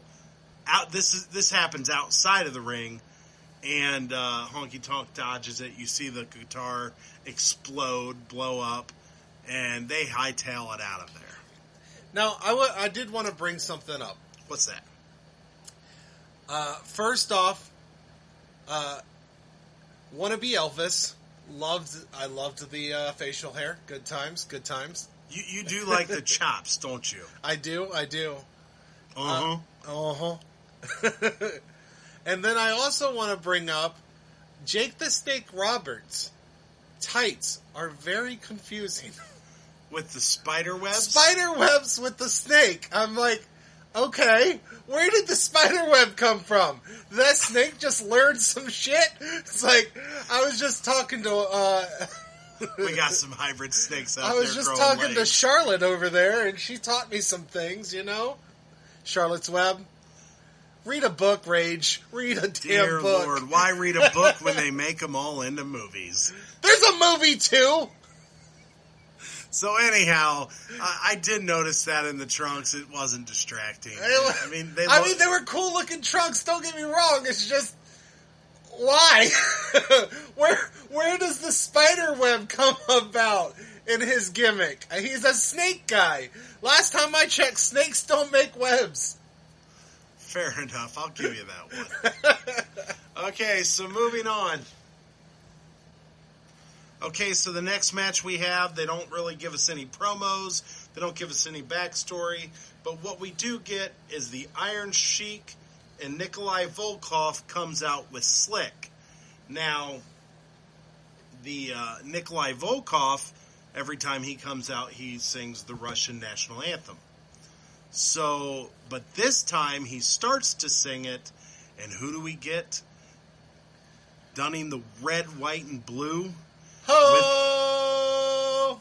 With his 2x4, he comes out, he says, "Not in my America, basically..." This is very foreigners bad. Yeah. How dare you sing... You don't sing your national anthem in my America. America. So, he comes out and he's all PO'd that they're trying to sing the Russian national anthem. He leads them into a chant of USA, USA. That's a lot of pandering, Rage. Hey, USA. We just had 4th of July not too long ago, so I mean it's befitting. Uh-huh.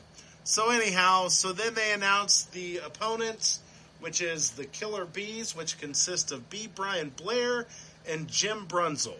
Shitty-ass Steeler fans. Is that what you think? Killer Bees. The Killer Bees, and maybe it is. So, before the match started, you kind of pointed out the outfits, didn't you? Yeah, they had the bee-style outfits.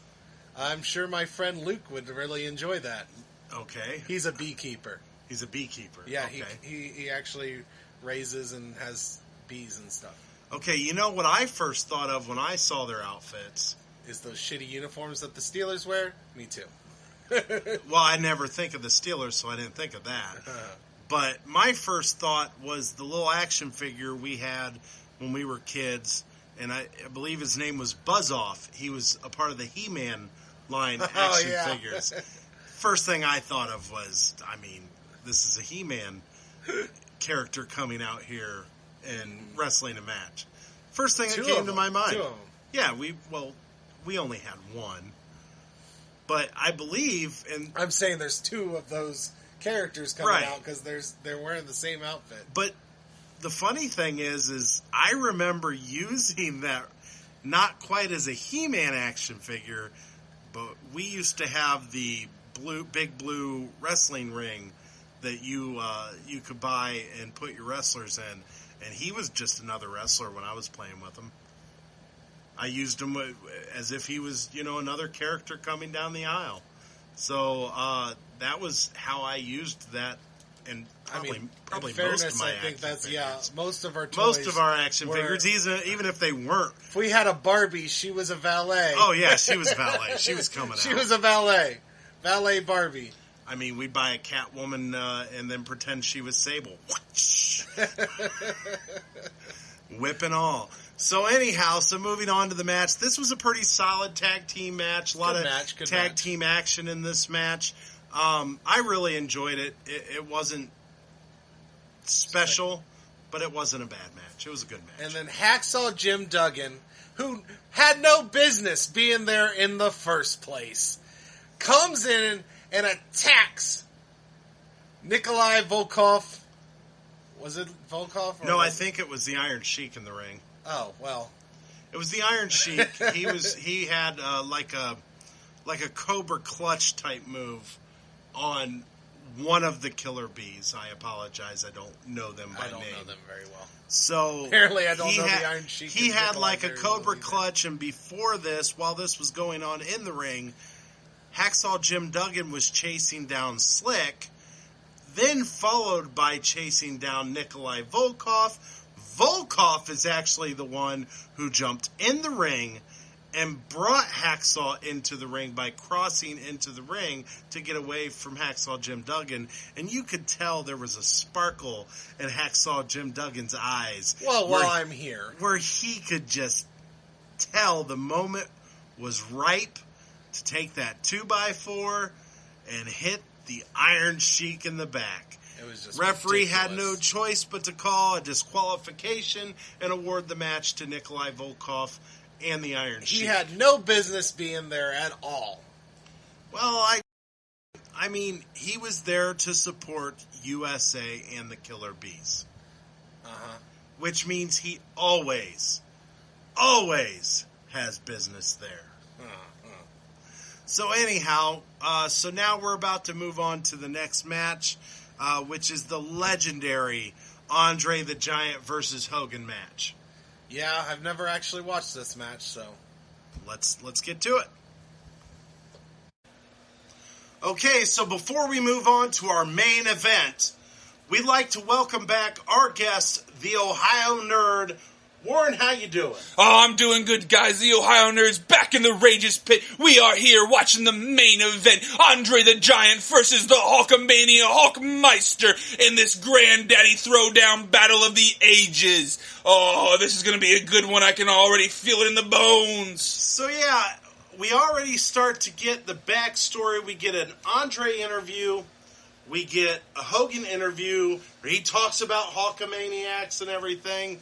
And then we get a backstory on how Hogan and Andre were friends, and then basically Andre wants a title shot. It wasn't that Andre became evil he just per se. No, he just wants a chance He wants a chance at the World Heavyweight Championship, as they keep referring and to it. Hogan, like a bitch. What did you say Was like, when no, they referred we're to? friends, no. Yeah, Hogan's like, no, Andre, don't do this, brother. No. Don't do this, no. And then Piper's like, what you gonna do?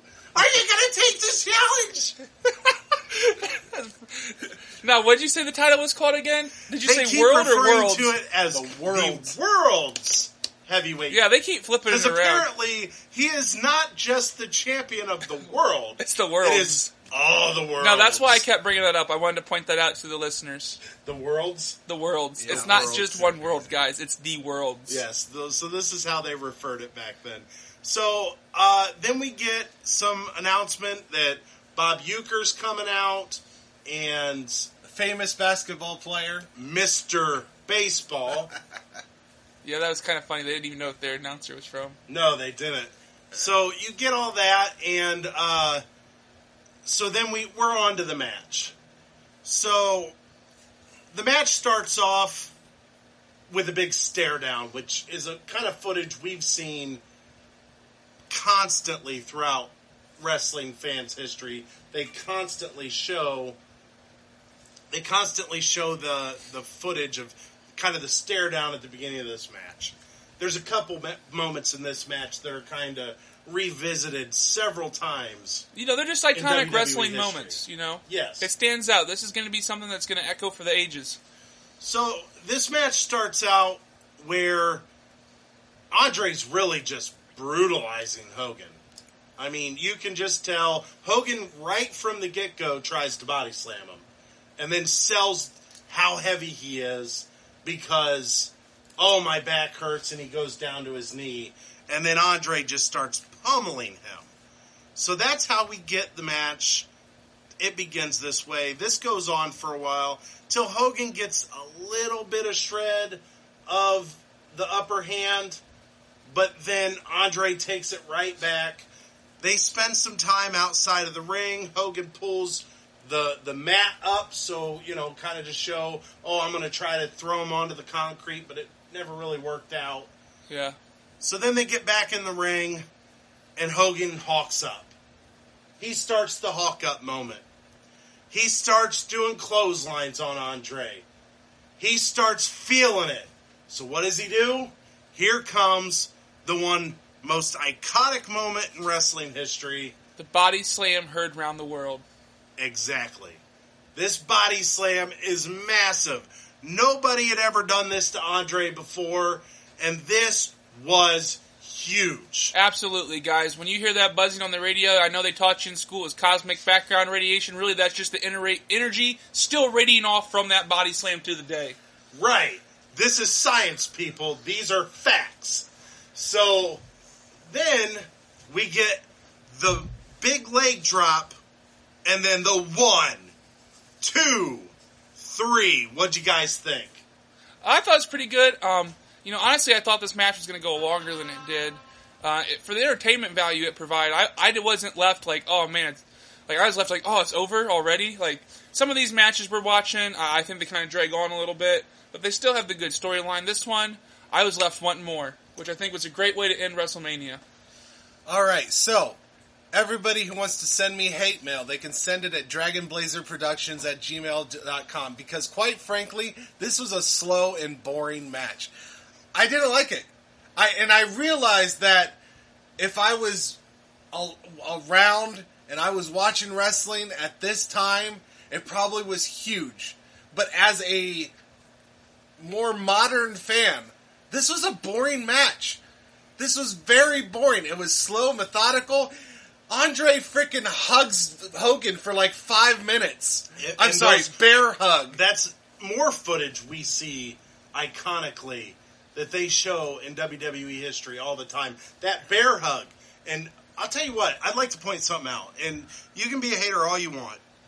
But sometimes in wrestling, you have the David versus Goliath story. That's not this. You do. You have the little man, which Hogan isn't a little man. He's not a little man. But compared to Andre, everybody is David. He is Goliath. In every match he is. You know, so every once in a while, you're going to have these matches that are really all about this brute strength.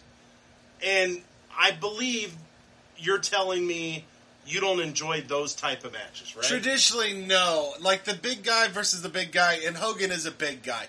Hogan is a big man. Yes, he's smaller than Andre the Giant. And I think what I'm trying to say is, I get why Andre was so big, and I love Andre the Giant. He's in one of my favorite movies. He's in The Princess Bride. I love him. I love Andre the Giant. I like him for the person. I like him. But as a wrestler, he's very slow. He's kind of boring. He was really good in the Andre the Giant Battle Royal the Battle Royal that Andre the Giant was in. And I think that's a big part of, you have a lot of other smaller, more speedy type wrestlers to keep things exciting, where his bigness is able to be an add-on to the match instead of, but you have this match that is just two big guys, one slightly bigger than the other, fighting each other, and it's just a very slow, methodical match, and sometimes that's okay, but I was bored by this match. It was, I get what they were trying. I get that they were trying to show Hogan, struggling with everything. I like that, I guess. But for the most part, this is a slow and boring match. And, very sad that this is the main event.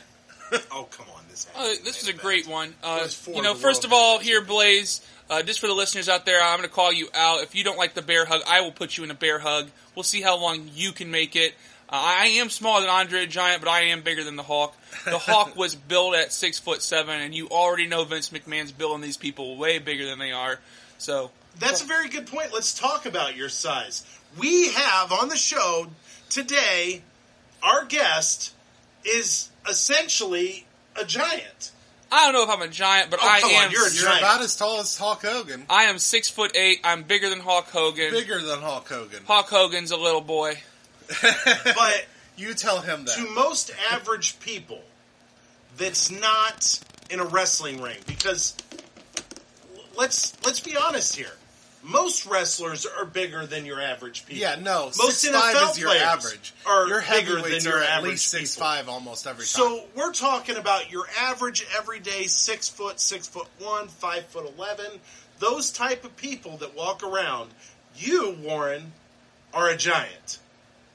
They look up to you, not because of your accomplishments. Because of my accomplishments, too. Because they have no choice but to look up to you.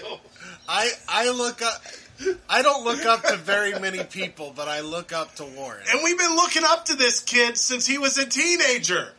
It's really frustrating. Okay, so this is our cousin here on the show, and since he was a teenager, he has been taller than us, taller than his dad. I've been taller than Dad since before I was a teenager. so before he was like 10, and he was already towering over. Let's talk about that. When you played sports as a kid, I've heard stories that your dad had to bring your birth certificate or some kind of proof. Yeah, I played travel baseball, and my baseball team, we played a lot of tournaments. We went to nationals.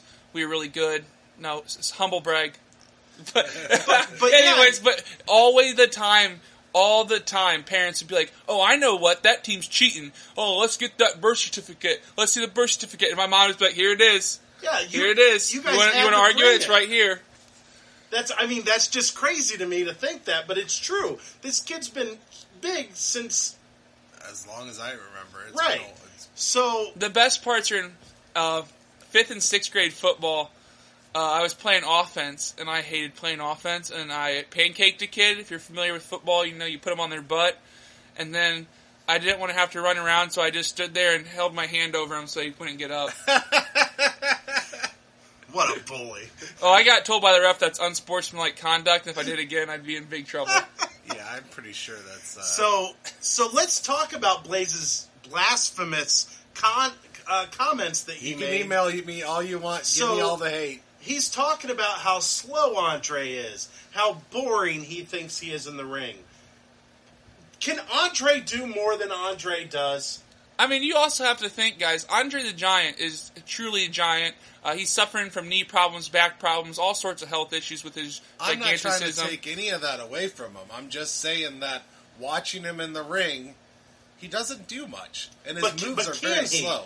I mean, he can step over the top rope, but I don't think you can do that, Blaze. That's pretty impressive. Fair enough. Does that make it compelling television for you?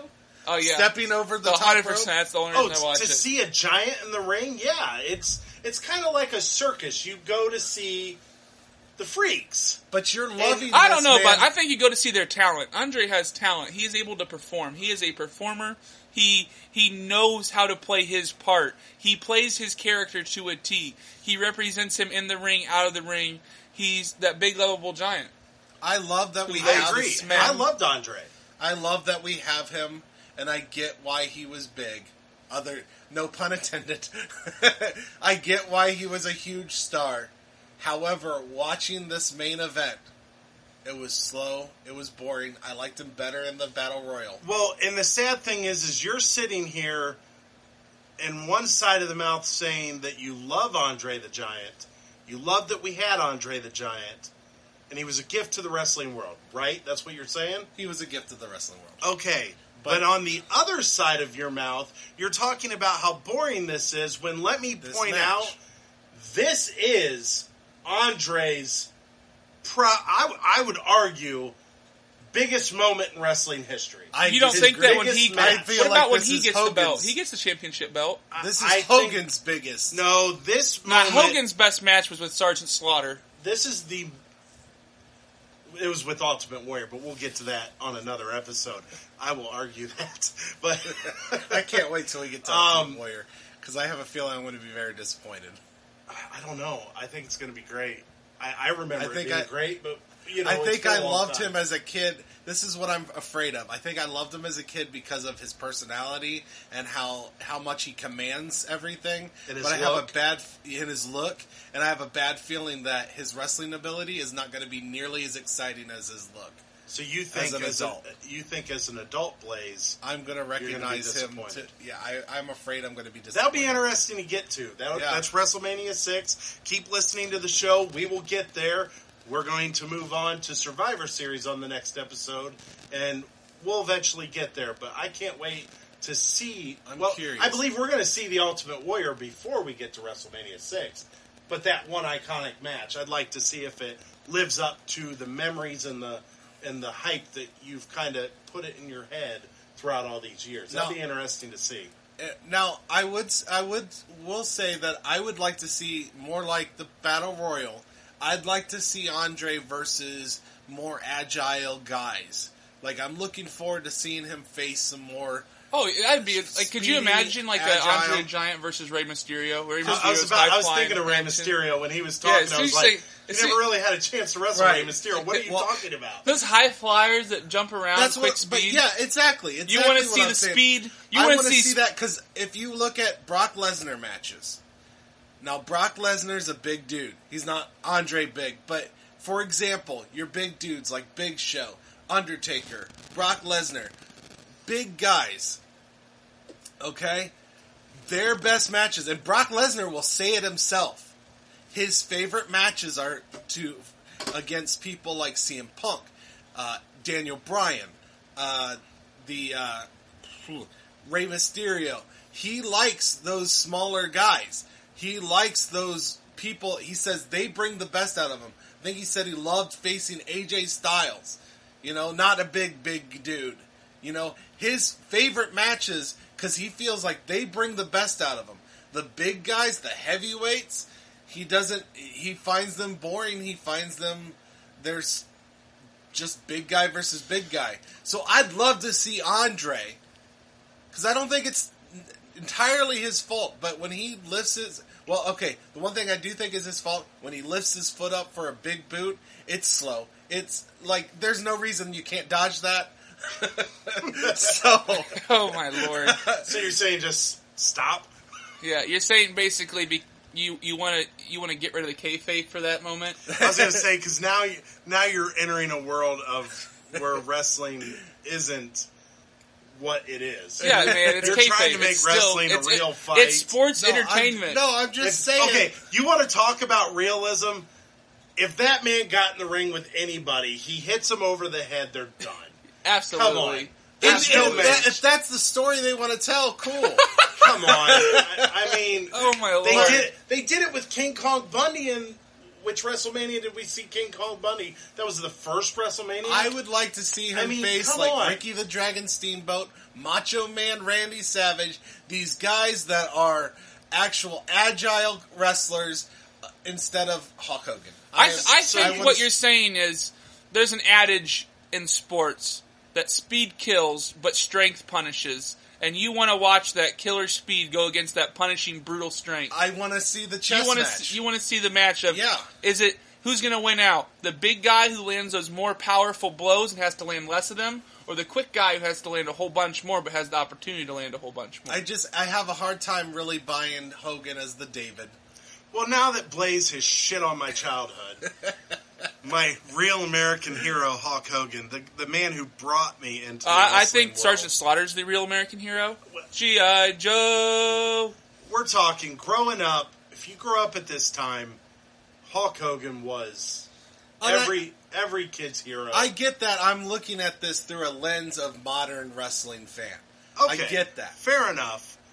He has still like think brown this match tinted is glasses iconic. instead of rose tinted glasses. I enjoyed the match. Oh, I liked it. I thought it was very entertaining. So we've got 2 against 1, which means once again Blaze is wrong. I would Remember, argue... viewers, feel free to... He has his email there. Feel free to Yep. hit him all the hate mail. Go ahead, send it to me. So now's a good time to tell everybody, join the discussion on the Rage and Blaze show. We've got a Facebook page. We have a You got an Instagram. I've got Twitter at Ricky Rayberg. Come join the conversation. Tell Blaze how wrong he is, or agree with him. Be dumb like Blaze. I don't care. Whatever you want to do. If you see one of our links or our hashtags, click join on the page. We'll get involved in this conversation. I do not understand how you cannot be slightly disappointed by that match. Because I just literally that said, match Blaze, has been I so just... hyped. So hyped. I just said that I was left wanting more. Okay. I was entertained. I was enjoyed entertained. it. That match could have went on for another 5 minutes and I still would have been entertained. I was entertained. I would have fell asleep in 5 minutes. Dear Lord, Blaze. So he's got an extreme opinion about this match. I think this match is one of the most iconic. One might even dare to say Blaze's opinion is totally based on him wanting to be controversial. No. This is my actual feelings. It was Sure. lackluster. Sure. It was. Fair enough. I've heard about this match for so many years. I finally watch it, and it was just a boring, slow So are match. you saying you've never watched this match before I've never watched this match before. You've never watched this match? I haven't gone through these at WrestleMania. This is all new to me. So I've seen this match. I don't know if I've watched the whole WrestleMania. So sitting and watching the whole WrestleMania might be new. But I had actually bought a box set years ago. They had the history of WrestleMania. I think it was the first 21 WrestleManias.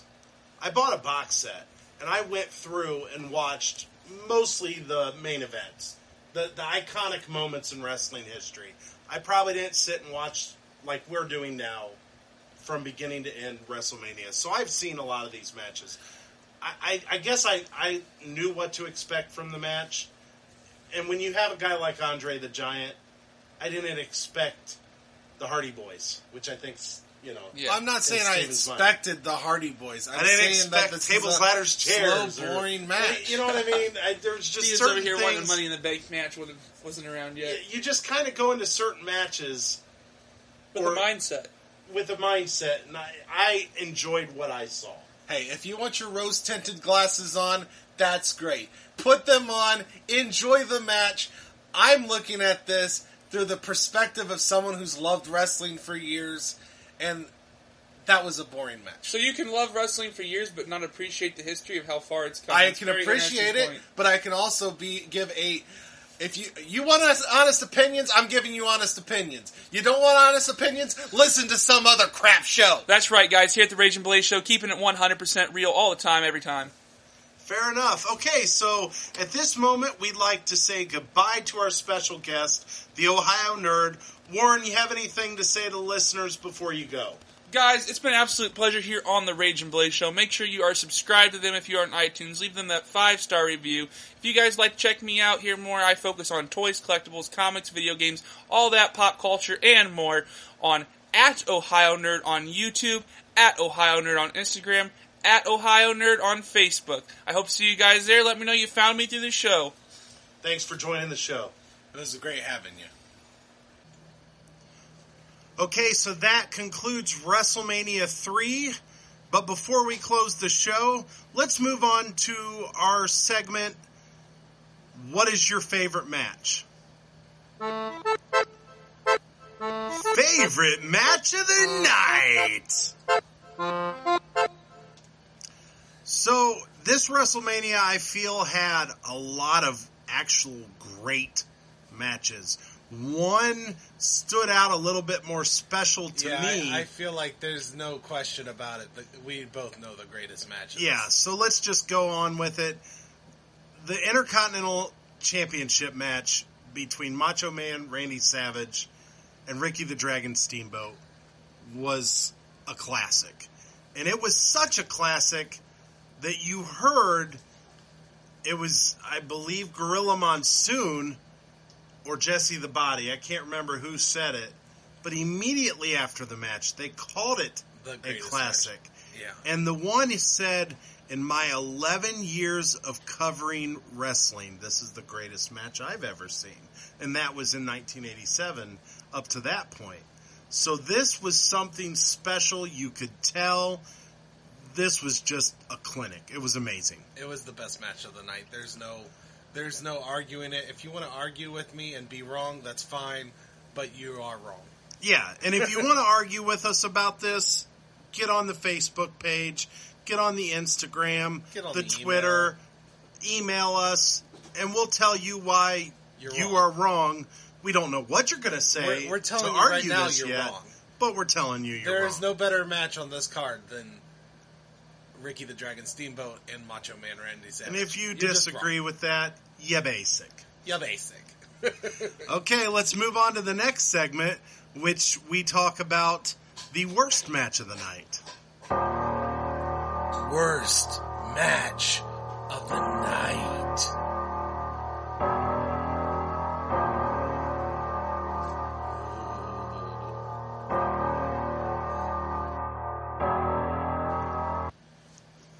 So, worst match of the night for me was a little harder to choose in this WrestleMania. I felt like this was probably the first WrestleMania we've watched that was almost a complete show, that it was really good from beginning to end. I feel like we've had some duds in WrestleMania 2, WrestleMania 1, but this one, this has definitely been a very good one. So if you had to pick your worst match of the night, Blaze, where would you go? Well, I look at three different matches here. There's the Coco Beware match, which was more, it was fine. So it wasn't bad, it just was fine. There was the offensive tag team match, 6-man tag team match with our little people. And then the main event is boring. But what? I don't know if I can call it the worst match of the night. I think it was just my biggest disappointment. It wasn't so much that it was the worst match. It was just all this build-up. And compared to all the build-up for Macho Man and Ricky the Dragon Steamboat, where that one actually delivered, the Andre and Hulk Hogan moment, fizzle. So I don't know if I can consider that the worst. I think I'm going to go with the Coco Beware. I'm going to go with the Coco Beware match because the Little People match was mostly just awkward and weird, but it was still had a lot of fun moments. Little People were pretty fun to watch wrestle. It just was uncomfortable. Where the Coco Beware match was just more, It was just short, not really that great. On a WrestleMania like this, it's hard to pick a worse match. I'm going to go with the Coco Beware match. You know, it's sad to say that because I really liked Coco Beware growing up. So do I. I like Tito too, but he was in my worst match too. Yeah, I didn't think the match was bad. I didn't think it was special. It was only 3 minutes long. So due to that reason, I'm going to have to go with the 6-man tag team match with Hillbilly Jim and his little buddies and King Kong Bundy. Because for me, that match was one of those moments in wrestling where it was just kind of, hey, let's laugh and have fun. and it just didn't do nothing for me. Where at least with the Coco Beware match and the Natural Butch Reed, it was a decent match. It just was short, and there just wasn't nothing to really write home about. So for that reason alone, and I do agree that this was a really hard one to pick, because there really wasn't that bad of a match in this, where I felt like when we did the WrestleMania 1 and WrestleMania 2 podcast, I really felt like it was a lot easier to pick a bad match, because some of those last two pay-per-views, there was multiple matches that we could have selected. Oh, yeah. Where in this one, I think there's a clear-cut winner. You think it's a kind of a three-way, had to pick one, and to put Hogan in that list of matches is just appalling. Hey, just because you're amazing, just because you're a legend, does not mean you have every match is great. He ended a 15-year undefeated streak. And you know what? If we were adults and we were watching wrestling for 15 years and we got to see that streak build and then finally end it, maybe we would have different opinions. Our feelings might have played more of a factor into that. But we are fans that know what was happening, what was going to happen, and it was just, if you go just by that match, take away the history, you take away the streak, you take away the fact that body slamming Andre is a big deal at this time. You take it away and you watch it as a viewer, it was a boring match. I'm sorry you feel that way, but you're wrong again. So now, since we have concluded with WrestleMania 3, we have 3 WrestleManias now under our belt. Let's go ahead and start another segment, let's ranking the WrestleManias.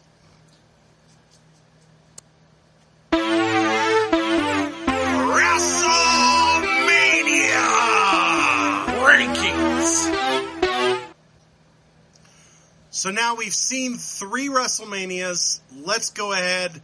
Let's extensively talk about ranking them. Have you figured out your rankings yet? Oh, I think it's easy. It's simple. WrestleMania 3 is by far the best WrestleMania we've watched so far. And then I would put WrestleMania 2 and then WrestleMania 1. Because WrestleMania 1 was essentially a glorified house show. That's whatever. Okay, so he's shitting on your childhood, guys.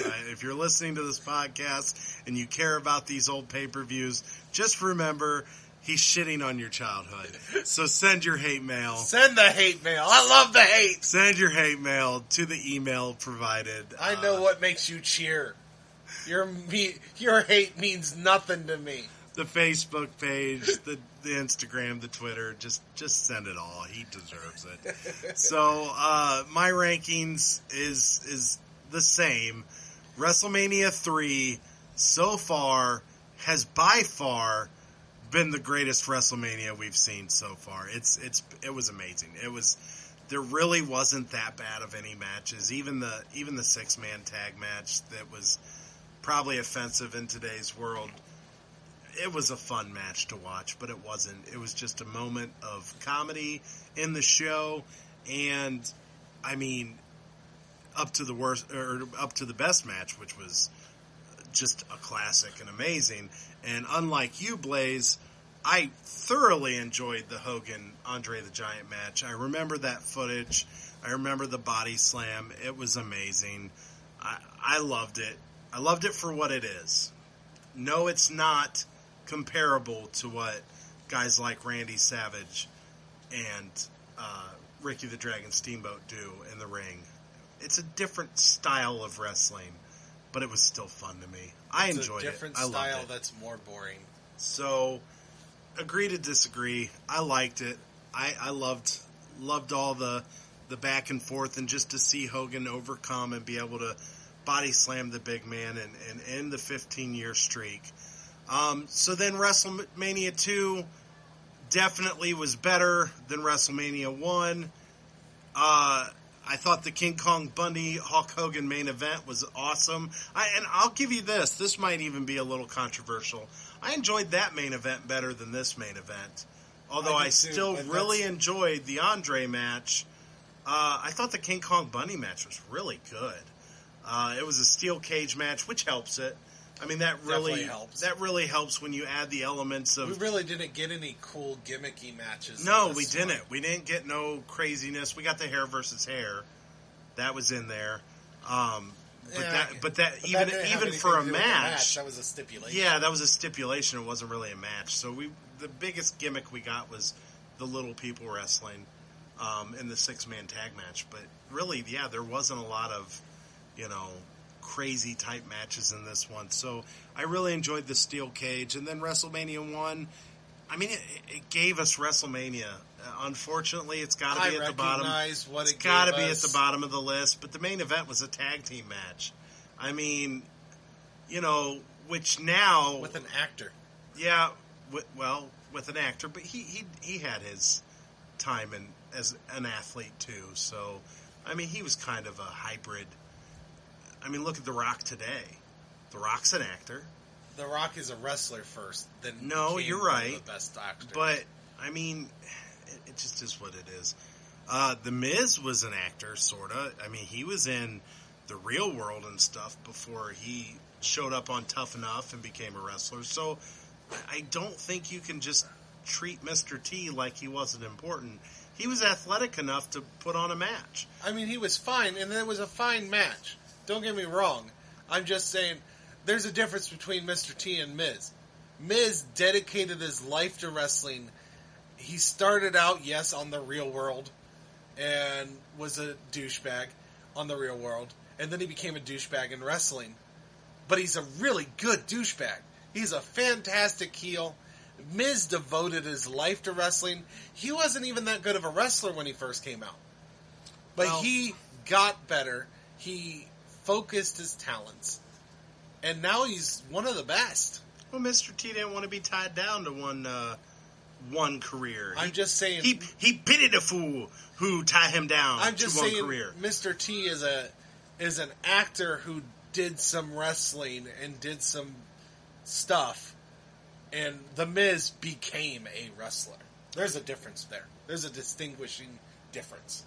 Fair enough. Okay, so that concludes this episode of the Rage and Blaze Show. We will post our rankings on our Facebook page.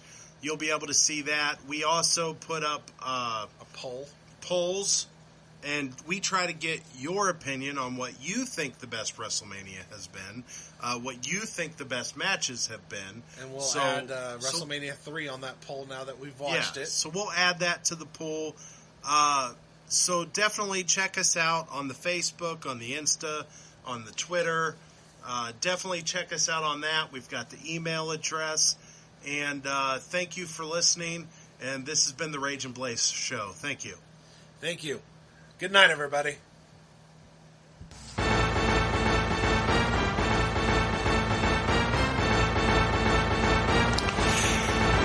And your winners, and still tag team champions of podcast, The Rage and Blaze Show. Thank you for listening. Good night.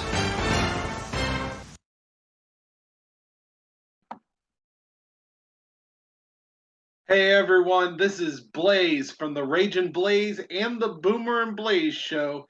Thank you for watching. Please like and subscribe for more wrestling content.